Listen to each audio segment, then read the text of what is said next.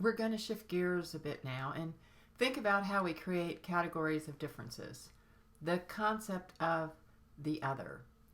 This idea of the other is how we distinguish ourselves as being in a distinct group. And of course, what is powerful is the social identity that goes along with that category. So, one of the easiest ways of understanding the concept of the other is to think of the opposite sex. Sex is such a polarized dichotomy that we don't even say the other sex, we refer to it as the opposite sex. You cannot get more polarized than that. We are talking opposite ends of the spectrum here when we make that reference.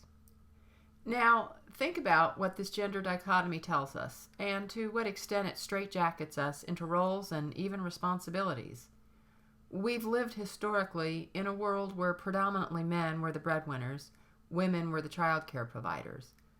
Men ruled the public sphere, where women dominated in the private sphere.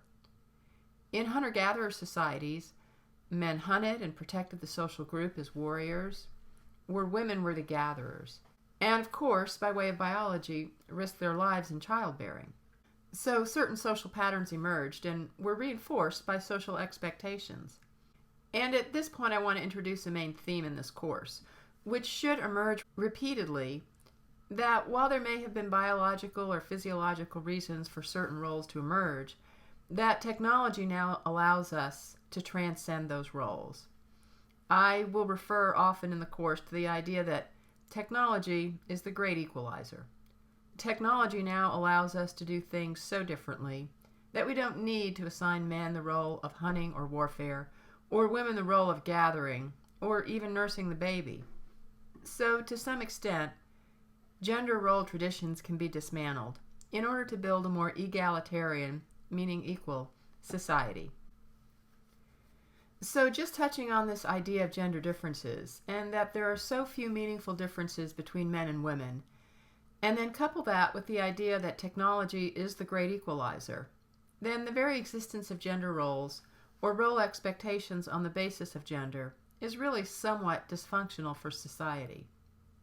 And I want to point out that the social expectation is that we are to stick with our own group, and that there are often social penalties for associating with the group that is considered the other.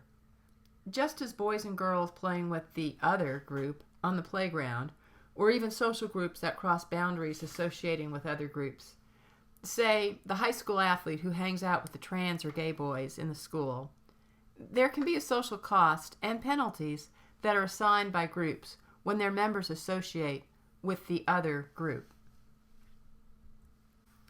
I want to talk now a little bit about the concept of dichotomizing. This refers to creating two mutually exclusive categories. A great example are the concepts of men and women. We can examine this category later this semester to talk about the fact that from a perspective of sex, there are other categories, as I referred to earlier about the various intersexes. But for the most part, we tend to think about sex as two categories, and that they are so different from each other that we even think in terms of opposite sexes. The idea of dichotomizing categories is that we make things easier on our brains. We like to think in terms of this or that. So when given a selection of many categories, our brains prefer to think in terms of like me or unlike me, and hence we get this idea of the other.